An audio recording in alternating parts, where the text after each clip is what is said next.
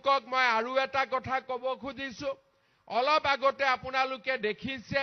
21 গৰাকী আই মাতৃক আমি ইয়াত মাতি আনি সম্বৰ্ধনা জনাইছো কিয় সম্বৰ্ধনা জনাইছো এখেতসকলক আত্মসহায়ক গোটৰ পৰা আগবাঢ়ি গৈ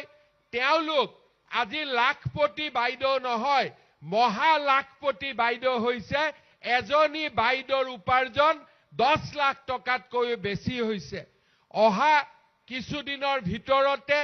আমি আমাৰ অসমৰ মহিলা আত্মসহায়ক গোটক প্ৰথমতে 10,000 পিছত 25,000 তাৰ পিছত 50,000 টকা দিয়াৰ বহুত ডাঙৰ আঁচনি আমি কেইদিনমানৰ ভিতৰতে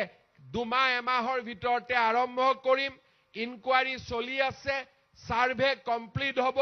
সকলো মহিলাই 10,000 কৈ টকা যিসকলে সাৰ্ভেত নিৰ্বাচিত হ'ব 10,000 কৈ টকা পাব